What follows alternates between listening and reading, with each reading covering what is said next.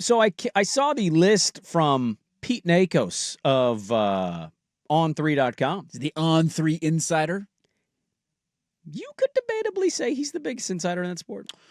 Yeah, I mean, he's in the conversation for sure. I know Thamel is paid to be the Woj of college football for ESPN, but ESPN guy, yeah. He doesn't have quite that same. He's not above and beyond the other newsbreakers, I think, in the sport. I agree with you. But all very good at their job. Nakos did the update job leaderboard for LSU's job listing. And on it are the following names. Lane Kiffin. Yep. Kenny Dillingham. Has to be. Brent Key. Yeah. Clark Lee. Marcus Freeman. Jeff Brom. John Summerall's also in that because he's Tulane. He's in the backyard. And I just want to ask you, I went and saw that list. Has the collective college football world finally received the message that Dan Lanning is not going anywhere? Because Kenny Dillingham was asked about this at his press conference yesterday, and he didn't indicate like Jed Fish type, I'm only down on my feet are at, but he kind of did say all of this is clickbait, it's loud noise, we can just build what we can build day by day. Like he wasn't. I think he's a little more concerned right now with Sam Levitt not playing again this weekend. Yeah, Levitt being because they suck without Sam Levitt. They're not very good with other quarterback, but like Lanning's not on that list. No. And the last time this kind of job opened up was Alabama, and I don't even know if he really was the candidate. All the intel says it was actually Norvell, and then it was DeBoer, but Lanning played into it and used it to his benefit. He's not on this list. This is the biggest job that's going to be available in this offseason. Yeah, for now at least. For now. Can you name me a bigger job that's going to become available? I don't know. Does Kalen DeBoer go to the NFL if they win a title? Does somebody hire him in the NFL? So, right? Does Texas become available? Does Sark actually want to go to the league? And that's it. You're splitting hairs. Is Alabama or Texas better than LSU? That's everybody's going to have a different opinion on it, but those are some that could become available. Sans random departures, This is going to be the biggest gig on the circuit. And his name's not being listed on the hot board and the odds boards. He's even further down. There's like 20 other names. Yes. That are ahead of him. Do you think the message is being received in college football? There's no point. This guy's not leaving. I do. Yeah, I do. I mean, I think you make the phone call if you're LSU because you got to do your due diligence, and why would you not make the phone call? But I think it's an easy no for him just right now with where he's at. He's been adamant, and until he gives me a reason to not believe, which I'm just not going to waste a lot of time and energy on it. And I know not everybody on social media is the same, and this becomes a thing, and there's trolls that'll send out flight trackers and private jets. Remember when the KEZI reporter said Dan Lanning, according to his sources, was in Tuscaloosa, and everybody went into a tizzy? I just don't spend any brain strength on thinking about this because he's given us no reason not to believe him. I genuinely buy into his family stuff, his moving around. He has the Nike backing. He has everything that he possibly needs and wants at Oregon, and he spent 4 years building up the culture. And what have we talked about all season long with them? 3 or 4 of their best players on this roster are what? They're true freshmen. So whether Oregon goes to the highest of highs this season or not, we'll find out in the coming month and a half in the home stretch of the year. There's no doubting how talented and how young this roster is, and the fact that Oregon's not going anywhere no matter how their season ends this year. So I think the rest of the college football world is finally caught up. I actually think we're almost encroaching on now. Maybe Dillingham flies in the face of this. I think we're potentially encroaching on an offseason in which that ends up being a bigger theme than we've ever seen before in the sport.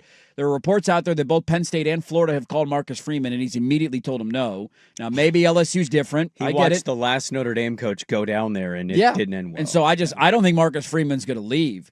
Lane Kiffin continues to send out this cryptic, home emoji with pictures of him on the field at Ole Miss, and he's dealt with this for the same amount of time that Lanning has. Every offseason, his name gets thrown out there, and he has not left yet. And he has a track record of doing it. That's a different thing. I'm not saying it's the same as Lanning. He definitely has a track record, but I also think he's a different person now than he was 15 years ago when he's bolting from Tennessee to go to USC. And so I find it funny of what do we say in the offseason of if Lane Kiffin stays at Ole Miss, Marcus Freeman stays at Notre Dame, Dan Lanning stays at Oregon.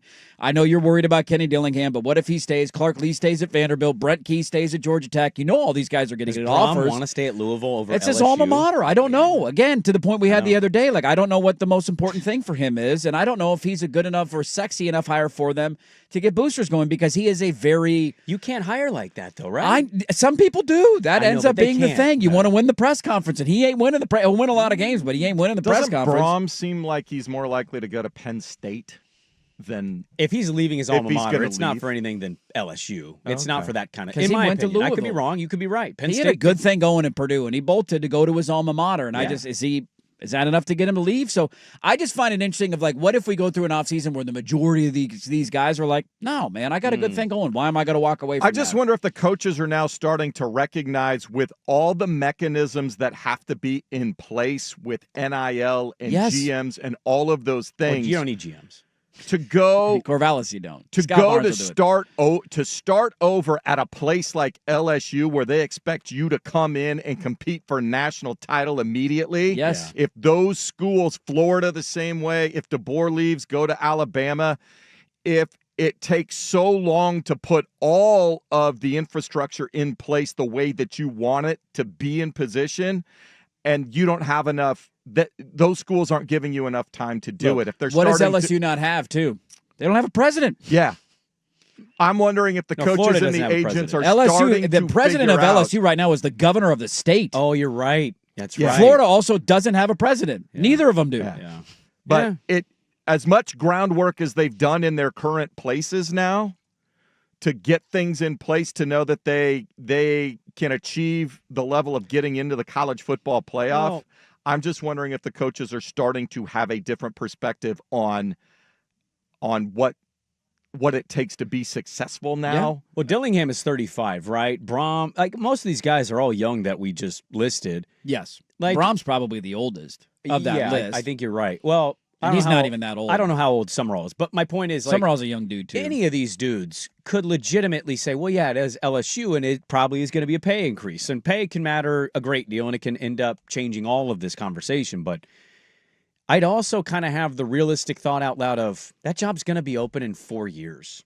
Yeah, there's a chance it comes open again. The way this landscape is, Kirby Smart, it's too long for me to play right now, but Kirby Smart talked about this. Like, you can't have a normal season in college football anymore. If you don't do what the fans think you should do, you're instantly either going to be fired or your seat is red scorching hot. And there should be a little more like, hey, man, you're not going to be a perfect coach. Like, Kirby hasn't won in a minute. It's not easy to win. No, it's not easy to win titles. It's the toughest of things. I think at these big programs, the expectation is playoff or bust. And I think it's fair Right. for a lot of But them. if it's any not of these- title or bust for anybody for me. It's Fine. playoff or bust. But if any of those names I listed is not in the playoff in the next 2 years at LSU, you're Yeah. going into year 3 with, well, if you don't do it this year, you're getting canned. yes. It doesn't even matter anymore. So, And that won't happen for the majority of them at their current schools. And that's the whole point that I think guys are starting to think about. The Swag's argument of like, if Kenny Dillingham doesn't go to the playoff for the next 2 years, is he on the hot seat? If he goes 8-4, are we talking about firing him in Tempe? No. If Clark Lee next year loses Pavia, maybe they don't quite replace the quarterback, they go 8-4. Are we No. having a like no? 'Cause It's 8-4 is still Vanderbilt. good for 8-4 Vanderbilt. is a great year. This Yeah. was the whole point about Cignetti getting the extension. Everybody thought, well, how long could he keep this up through the portal? It's like, yeah, that's fine, but what are the expectations at Indiana? If 8-4 is your floor, they're building a statue for you out front of the stadium because Yeah. that's the best the program has ever been. To the larger point, if you take the LSU job and you go 8-4, you gone. that's worse than what Brian Kelly did. He won 10 games in each of his first 2 years. He went to an SEC title game, Yeah. won a Heisman Trophy, and he got fired 4 years in. Coincidentally, saw a video yesterday of Clark Lee after his first win in the postgame in Kentucky. And I totally forgot. He legitimately cried. Yeah, This is that's a dream job for him. he runs a military-like program at Vanderbilt. When that guy got choked up and started crying, I almost cried. I'm like, dude, I don't know how easy it is for some of those guys to leave those gigs, but it is LSU. So that's the hot board by Pete Nakos. No Dan Lanning. No Dan Lanning. And it's not to say he'll never leave. It's just to simply point out, like, that's the biggest gig that's going to open up. Last one came open. His name popped up right away. He's not even in the running by most of the reporting so far. Yeah, and the Vegas odds as well. He's way down there. You just got to wonder if, like, collectively they know, well, we'll make the call, but we know it's a no, and we're going to move right on. So maybe that's good news. There you go. Also, if all these guys say no, do you go get a coordinator? And that maybe is not the worst thing for you because a lot of coaches who are having success right now are not guys who have been head coaches before. I think if I'm an LSU fan, one, I'm irrational, so it's hard for me to say this, but I just want a good coach. I don't even care about this press conference crap. Sure. Last guy that won the press conference flamed way out. He was one of our own, and I couldn't understand half of what he said. Hey, won a national title, though. But I want a good football coach. Just sell me that, and I'm in. To the point on age, by the way, some are all 43. Jeff Brom, go. 54. Okay, there you go. There's your age.